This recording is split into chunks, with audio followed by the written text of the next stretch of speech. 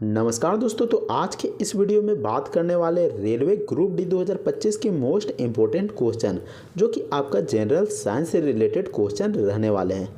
तो इस वीडियो में मैं आपको 50 से भी अधिक मोस्ट इम्पोर्टेंट क्वेश्चन को कवर कराने जा रहा हूं। तो आप हमें कमेंट करके ज़रूर बताएं कि आपने कितने सवालों के सही सही जवाब दिए। तो चलिए वीडियो को शुरू करते हैं। तो पहला क्वेश्चन में पूछा गया कि चाकू से काटे जाने वाली धातु का नाम क्या है। आखिर कौन सा ऐसा धातु है जिसको चाकू से भी काटा जा सकता है। तो इसका जवाब हो जाएगा सोडियम को चाकू से काटा जा सकता है, ऑप्शन डी। नेक्स्ट क्वेश्चन में पूछा गया कि सोडियम धातु का संग्रहण किस में करना चाहिए। आखिर सोडियम धातु को किस में रखा जाता है।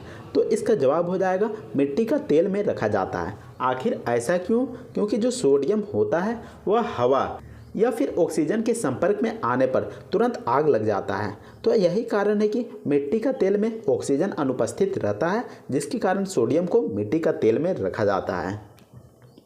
नेक्स्ट क्वेश्चन में पूछा गया कि बॉक्साइट किसका अयस्क है। आखिर जो बॉक्साइट है, जो कि प्राकृतिक चट्टान है, उससे किस प्रकार का धातु बनाया जाता है। आखिर कैसा धातु बनाया जाता है। तो इसका जवाब हो जाएगा एल्युमिनियम धातु बनाया जाता है, ऑप्शन डी। नेक्स्ट क्वेश्चन में पूछा गया कि सर्वप्रथम मानव ने किस धातु का प्रयोग किया था। आखिर कौन सा ऐसा धातु था जिसका सबसे पहले मनुष्य के द्वारा इस्तेमाल किया गया था। तो इसका जवाब हो जाएगा तांबा का प्रयोग किया गया था, ऑप्शन सी। नेक्स्ट क्वेश्चन में पूछा गया कि हरा थोथा या फिर हरा कशिश का रासायनिक नाम क्या है। आखिर किसको हरा थोथा या फिर हरा कशिश के नाम से जानते हैं। तो इसका जवाब हो जाएगा ऑप्शन डी, फेरस सल्फेट को जानते हैं, ऑप्शन डी। नेक्स्ट क्वेश्चन में पूछा गया कि निम्नलिखित में से किसे यशद पुष्प के नाम से जानते हैं। आखिर किसको यशद पुष्प के नाम से जाना जाता है। तो इसका जवाब हो जाएगा जिंक ऑक्साइड को, ऑप्शन डी। नेक्स्ट क्वेश्चन में देखते हैं कि नीला थोथा किसे कहते हैं। तो नीला थोथा किसको कहते हैं। तो इसका जवाब हो जाएगा कॉपर सल्फेट को नीला थोथा नाम से जानते हैं, ऑप्शन ए बिल्कुल सही जवाब हो जाएगा। नेक्स्ट क्वेश्चन में देखते हैं कि किस वैज्ञानिक ने सर्वप्रथम आवर्त सारणी का निर्माण किया था। आखिर किसके द्वारा सर्वप्रथम यानी कि सबसे पहले आवर्त सारणी का निर्माण किया गया था। तो इसका जवाब हो जाएगा मेंडलीव के द्वारा इसका शुरुआत किया गया था या फिर निर्माण किया गया था, ऑप्शन बी। अगले क्वेश्चन में देखते हैं कि वह विलुप्त पक्षी जिसके चोंच में दांत था या फिर है। तो आपको उस पक्षी का नाम बताना है कि जिसके की चोंच में दांत हुआ करता था और वह पक्षी नाक के बराबर दिखाई देता है, यानी कि वह विलुप्त हो चुका है। तो इसका नाम हो जाएगा Archaeopteryx, option A Archaeopteryx. Next question में पूछा गया कि डॉल्फिन वर्गीकृत किए जाते हैं। आखिर जो डॉल्फिन है इसको किस भाग में रखा गया है। तो इसका जवाब हो जाएगा स्तनी में रखा गया है। आखिर डॉल्फिन को स्तनी में क्यों रखा गया है। क्योंकि जो डॉल्फिन होते हैं वह मनुष्य की तरह ही बच्चे को जन्म देते हैं और स्तनपान भी कराते हैं। तो यही कारण है कि डॉल्फिन को स्तनी कैटेगरी में रखा गया है। नेक्स्ट क्वेश्चन में पूछा गया कि मनुष्य के शरीर में मुख्य नाइट्रोजन्य अपशिष्ट कौन सा है। तो मनुष्य के शरीर में पूछा गया कि आखिर मुख्य रूप से नाइट्रोजन्य अपशिष्ट कौन सा है। तो इसका जवाब हो जाएगा यूरिया है, ऑप्शन ए यूरिया है। नेक्स्ट क्वेश्चन में पूछा गया कि स्तनधारी इसमें यूरिया बनाते हैं। आखिर जो स्तनधारी होते हैं वह किस में यूरिया बनाते हैं। आखिर दिए गए ऑप्शन में किस में यूरिया बनाते हैं। तो इसका जवाब हो जाएगा यकृत यानी कि लीवर में यूरिया का उत्पादन होता है या फिर बनाते हैं। नेक्स्ट क्वेश्चन में पूछा गया कि मानव शरीर में सबसे छोटी अंतःस्राविक ग्रंथि कौन सा है। तो मानव शरीर में सबसे छोटा अंतःस्राविक ग्रंथि का नाम पूछा गया है। तो यहाँ पर देख सकते हैं कि ऑप्शन में यहाँ पर जो सबसे छोटा अंतःस्राविक ग्रंथि है उसका नाम नहीं दिया गया है। तो इसका नाम हो जाएगा पीनियल ग्रंथि। और पीनियल ग्रंथि कहाँ पर मौजूद रहता है। तो जो पीनियल ग्रंथि है वह मस्तिष्क में मौजूद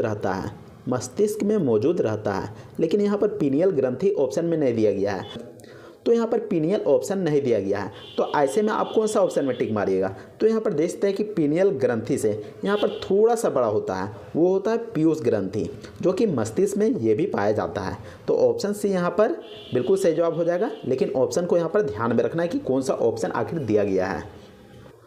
अगले क्वेश्चन में देखते हैं कि मूत्र का पीला रंग किसकी मौजूदगी के कारण दिखाई देता है। आखिर जो मूत्र का पीला रंग होता है वह किसके कारण दिखाई देता है। तो इसका जवाब हो जाएगा यूरोक्रोम के जरिए दिखाई देता है, यानी कि यूरोक्रोम के कारण दिखाई देता है।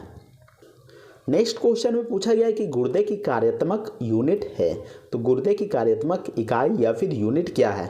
तो इसका जवाब हो जाएगा नेफ्रॉन है। ऑप्शन सी नेफ्रॉन है। और गुर्दे का कार्य क्या है? तो गुर्दे का कार्य है कि रक्त से अपशिष्ट पदार्थ को या फिर तरल पदार्थ को अलग करना और उसको जो कि मूत्र के माध्यम से बाहर निकालना है। नेक्स्ट क्वेश्चन में पूछा गया है कि कृत्रिम गुर्दा निम्नलिखित में से किस सिद्धांत पर कार्य करता है? आखिर जो कृत्रिम गुर्दा है वह किस सिद्धांत पर कार्य करता है? तो आपको बता दूं कि यह डायलिसिस में काम करता है, क्योंकि मान लीजिए कि किसी व्यक्ति का अगर गुर्दा खराब हो जाता है तो वह रक्त से यानी कि जो अपशिष्ट पदार्थ है उसको यहाँ पर छान नहीं पाएगा। तो ऐसे में कृत्रिम गुर्दा यानी कि डायलिसिस मशीन के जरिए जो रक्त से अपशिष्ट पदार्थ को छाना जाता है और शरीर से बाहर निकाला जाता है। तो ऐसे में ऑप्शन सी बिल्कुल सही जवाब हो जाएगा। नेक्स्ट क्वेश्चन में पूछा गया कि मानव शरीर में यूरिया की अधिकतम मात्रा किसमें पाई जाती है? तो मानव शरीर में अधिकतम मात्रा में यूरिया कहाँ पर पाई जाती है? तो इसका जवाब हो जाएगा मूत्र में पाई जाती है। ऑप्शन सी। नेक्स्ट क्वेश्चन में पूछा गया कि अपोहन का प्रयोग किस क्रिया को पूरा करने के लिए किया जाता है? तो यहाँ पर अपोहन का मतलब है डायलिसिस से, तो इंग्लिश में अपोहन को हम क्या कहेंगे? तो डायलिसिस कहेंगे। तो ऐसे में किससे संबंधित है? तो यह वृक्क से संबंधित है। वृक्क यहाँ पर किसको कहते हैं? तो वृक्क हम किडनी को कहते हैं, किडनी को हम वृक्क के नाम से जानते हैं, और गुर्दा को भी हम जो कि गुर्दे को हम किडनी के नाम से जानते हैं। तो जो यहाँ पर देखते हैं कि वृक्क हो गया, किडनी हो गया और गुर्दे हो गया, ये सभी एक ही नाम है। तो आपको यहाँ पर कंफ्यूज नहीं होना है। अगर कोई भी ऑप्शन दिया रहेगा तो यहाँ पर डायरेक्ट यहाँ पर सही कर दीजिएगा, अगर तीनों में कोई भी ऑप्शन दिया रहता है तो। अगले क्वेश्चन में देखते हैं कि मानव वृक्क अश्मरी में पाए जाने वाला प्रमुख रासायनिक यौगिक है। तो कौन सा ऐसा रासायनिक यौगिक है जो कि मानव वृक्क अश्मरी में पाया जाता है? तो इसका जवाब हो जाएगा कैल्शियम ऑक्सलेट, जो कि मानव वृक्क अश्मरी में पाया जाता है। Option C.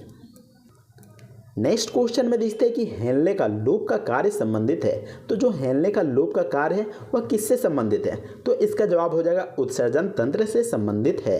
ऑप्शन ए बिल्कुल सही जवाब हो जाएगा। नेक्स्ट क्वेश्चन में देखते हैं कि जापानी एन्सेफेलाइटिस का कारण होता है। आखिर किसके कारण जापानी एन्सेफेलाइटिस का कारण यहाँ पर होता है? जो कि यहाँ पर एक रोग है, यहाँ पर रोग है यानी कि बीमारी है। तो इसका जवाब हो जाएगा विषाणु के कारण होता है। तो आपको बता दूं कि मच्छर के काटने से यह रोग होता है। नेक्स्ट क्वेश्चन में पूछा गया है कि विटामिन B2 का अन्य नाम क्या है? आखिर विटामिन B2 को अन्य किस नाम से जानते हैं? तो इसका जवाब हो जाएगा राइबोफ्लेविन के नाम से जानते हैं। Option C. नेक्स्ट क्वेश्चन में देखते हैं कि निम्न में से कौन सा विटामिन पानी में घुलनशील है? आखिर कौन सा विटामिन है जो कि पानी में आसानी से घुल जाता है? तो इसका जवाब हो जाएगा विटामिन B, जो कि पानी में घुलनशील है। इसके अलावा जो विटामिन C है वो भी पानी में आसानी से घुल जाता है। लेकिन वसा में घुलने वाला विटामिन कौन सा है? तो इसका जवाब हो जाएगा कीड़ा।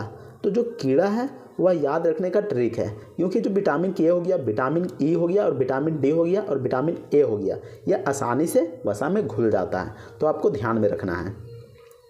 नेक्स्ट क्वेश्चन में पूछा गया कि नवजात बच्चों के लिए सबसे आदर्श भोजन निम्नलिखित में से क्या है? आखिर जो जन्मे हुए बच्चे रहते हैं उसके लिए सबसे सर्वोत्तम भोजन किसको माना गया है? तो इसका जवाब हो जाएगा दूध हो गया। वो भी कौन सा दूध? तो माँ का दूध। नेक्स्ट क्वेश्चन में पूछा गया है कि एड्स होता है। आखिर एड्स किससे होता है? तो इसका जवाब हो जाएगा विषाणु से होता है। अगले क्वेश्चन में देखते हैं कि निम्नलिखित में से कौन सा स्कर्वी रोग के इलाज में उपयोगी है? आखिर दिए गए ऑप्शन में कौन सा ऑप्शन हो जाएगा जो कि स्कर्वी रोग के उपचार के लिए यहाँ पर उपयोगी माना जाता है? तो इसका जवाब हो जाएगा आंवला, जो कि स्कर्वी रोग के लिए बहुत ही ज़्यादा यहाँ पर फायदेमंद माना जाता है। और आपको बताना है कि आखिर स्कर्वी रोग कौन से विटामिन की कमी से होता है। अगले क्वेश्चन में देखते हैं कि विटामिन ए की कमी के कारण होता है। अगर आपके शरीर में विटामिन ए की कमी हो जाती है तो आपको कौन सा बीमारी हो जाता है? तो इसका जवाब हो जाएगा नाइट ब्लाइंडनेस हो जाता है, यानी कि रतौंधी बीमारी हो जाता है। Option C. अगले क्वेश्चन में देखते हैं कि एस्बेस्टस के कारण होने वाला प्रमुख रोग है। आखिर एस्बेस्टस के कारण कौन सा रोग होता है? तो इसका जवाब हो जाएगा एस्बेस्टोसिस। नेक्स्ट क्वेश्चन में पूछा गया कि मनुष्य में गर्भकाल होता है। तो जो मनुष्य में गर्भकाल होता है वह 9 महीने के लिए होता है। Option D. नेक्स्ट क्वेश्चन में पूछा गया कि स्त्रियों की नसबंदी को क्या कहते हैं? तो स्त्रियों की जो नसबंदी होता है इसको ट्यूबेक्टोमी के नाम से जानते हैं, ट्यूबेक्टोमी के नाम से जानते हैं। वही जो पुरुषों में नसबंदी होता है उसको वेसेक्टोमी के नाम से जानते हैं। तो ऐसे में ऑप्शन बी बिल्कुल सही जवाब हो जाएगा। अगले क्वेश्चन में देखते हैं कि वाहिनी विहीन ग्रंथियों के स्रवन को कहते हैं। वाहिनी विहीन ग्रंथियों के स्रवन को क्या कहते हैं? तो इसको हम हार्मोन कहते हैं। और हार्मोन को और क्या कहते हैं? तो इसको अंतःस्रावी ग्रंथियों के नाम से भी जाना जाता है, तो आपको ध्यान में रखना है। अगले क्वेश्चन में देखते हैं कि नाड़ी दर कहाँ से मापा जाता है। तो नाड़ी दर को कहाँ से मापा जाता है? तो इसका जवाब हो जाएगा धमनी से मापा जाता है, क्योंकि जो धमनी होता है वह रक्त को पूरे शरीर में भेजने का काम करता है। और जहाँ का धमनी, मान लीजिए कि हाथों में जो धमनी होता है वह स्पष्ट दिखाई देता है और त्वचा का सबसे करीब रहता है, तो ऐसे हम वहाँ पर छुएंगे तो नाड़ी दर मेरा काम कर रहा है कि नहीं कर रहा है तो आसानी से पता चल जाएगा। अगले क्वेश्चन में पूछा गया कि एक वयस्क में रक्त का औसत आयतन होता है तो कितना होता है? तो इसका जवाब हो जाएगा 5 से 6 लीटर होता है, ऑप्शन सी। नेक्स्ट क्वेश्चन में पूछा गया कि रक्त का शुद्धिकरण कहाँ पर होता है। आखिर रक्त का शुद्धिकरण कौन करता है? तो इसका जवाब हो जाएगा किडनी करता है, ऑप्शन सी। नेक्स्ट क्वेश्चन में पूछा गया कि मछलियों से संबंधित अध्ययन को कहते हैं। आखिर मछलियों से संबंधित अध्ययन को क्या कहते हैं? तो इसका जवाब हो जाएगा इक्थियोलॉजी कहते हैं, ऑप्शन सी। नेक्स्ट क्वेश्चन में पूछा गया कि आर्नियोथोलॉजी में किसका अध्ययन करते हैं। तो आर्नियोथोलॉजी में किसका अध्ययन किया जाता है? तो इसका जवाब हो जाएगा पक्षियों का अध्ययन किया जाता है, ऑप्शन ए। नेक्स्ट क्वेश्चन में पूछा गया कि हिस्टोलॉजी किससे संबंधित है। तो हिस्टोलॉजी किससे संबंधित है? तो यह उत्तक का अध्ययन से संबंधित है, ऑप्शन ए उत्तक। नेक्स्ट क्वेश्चन में पूछा गया कि घाव का अध्ययन क्या कहलाता है। आखिर जो घाव का अध्ययन करते हैं उसको क्या कहते हैं? तो इसको ट्रोमेटोलॉजी कहते हैं, ऑप्शन सी। और इसमें अध्ययन किया जाता है कि आखिर घाव का इलाज कैसे किया जाए और घाव को कैसे ठीक किया जाए या फिर इसका मरम्मत कैसे किया जाए। नेक्स्ट क्वेश्चन में पूछा गया है कि कैंसर संबंधित रोगों का अध्ययन कहलाता है। आखिर जो कैंसर संबंधित रोग होते हैं उसका अध्ययन को क्या कहते हैं? तो इसका जवाब हो जाएगा ओंकोलॉजी कहते हैं, ऑप्शन सी। नेक्स्ट क्वेश्चन में देखते हैं कि वंशागति के नियमों के अध्ययन को कहते हैं। तो वंशागति के नियमों के अध्ययन को क्या कहते हैं? तो इसे आनुवांशिकी कहते हैं, ऑप्शन सी। नेक्स्ट क्वेश्चन में देखते हैं कि तितलियों का अध्ययन कहलाता है। आखिर तितलियों का अध्ययन क्या कहलाता है? तो इसको लेपिडोप्टेरियोलॉजी कहते हैं, ऑप्शन सी। अगले क्वेश्चन में देखते हैं कि गेहूं के पौधे का वास्तविक नाम क्या है। आखिर जो गेहूं का पौधा होता है उसका वास्तविक नाम पूछा गया है, तो इसका जवाब हो जाएगा ट्रिटिकम एस्टिवियस। तो देखते हैं कि ऑप्शन डी बिल्कुल सही जवाब हो जाएगा, ट्रिटिकम एस्टिवस। नेक्स्ट क्वेश्चन में पूछा गया कि मूंगफली का वास्तविक नाम होता है। आखिर मूंगफली का वास्तविक नाम क्या है? तो इसका जवाब हो जाएगा एरेकिस hypogaea, option C.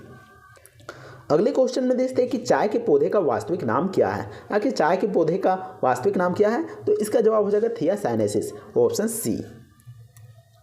Next question में देखते हैं कि मानव शरीर में आहार भोजन मुख्यतः पचता है। तो कहाँ पर पचता है? तो इसका जवाब हो जाएगा छोटे आंत में पूरे तरीके से भोजन पच जाता है, ऑप्शन बी। नेक्स्ट क्वेश्चन में पूछा गया कि मनुष्य लोहा किससे प्राप्त करता है। आखिर मनुष्य लोहा किससे प्राप्त करता है? तो इसका जवाब हो जाएगा पालक से प्राप्त करता है, ऑप्शन बी। नेक्स्ट क्वेश्चन में पूछा गया कि मानव शरीर में सबसे प्रचुर मात्रा में पाया जाने वाला तत्व कौन सा है। तो मनुष्य में सबसे अधिक मात्रा में कौन सा तत्व पाया जाता है? तो इसका जवाब हो जाएगा ऑक्सीजन पाया जाता है। अगले क्वेश्चन में पूछा गया कि किस पोषक तत्व का सर्वप्रथम मुंह में पाचन होता है। तो कौन सा पोषक तत्व होगा जिसका सर्वप्रथम मुंह में पाचन होता है? तो इसका जवाब हो जाएगा कार्बोहाइड्रेट का पाचन मुंह में होता है, ऑप्शन बी। नेक्स्ट क्वेश्चन में पूछा गया है कि भोजन का पाचन निम्नलिखित में से किस अंग में प्रारंभ होता है। तो भोजन का पाचन निम्नलिखित में से किस अंग में प्रारंभ होता है? तो मुंह में होता है, ऑप्शन ए। नेक्स्ट क्वेश्चन में देखते हैं कि शरीर में सबसे बड़ी हड्डी का नाम पूछा गया है। तो शरीर में जो हमारी शरीर है उसमें सबसे बड़ी हड्डी फीमर है, जिसको कि हम जांघ की हड्डी के नाम से भी जानते हैं, तो ऑप्शन बी बिल्कुल सही जवाब हो जाएगा। नेक्स्ट सवाल में देखते हैं कि मानव शरीर का सबसे बड़ा आंतरिक अंग कौन सा है। तो यहाँ पर आंतरिक अंग पूछा गया है, यानी कि मानव शरीर का जो अंदर का अंग है उसका बारे में पूछा गया है। आखिर कौन सा है? तो आपको इसका जवाब कमेंट सेक्शन में कमेंट करके हमें बताना है आखिर कौन सा आंतरिक अंग है और वो सबसे बड़ा अंग है। तो इसका जवाब क्या हो जाएगा आप हमें कमेंट करके जरूर बताएं। इसके अलावा अगर वीडियो पसंद आता है तो वीडियो को लाइक कीजिएगा और चैनल को भी सब्सक्राइब जरूर कर लीजिएगा। तो मिलते हैं नेक्स्ट वीडियो में, तब तक के लिए जय हिंद, वंदे मातरम।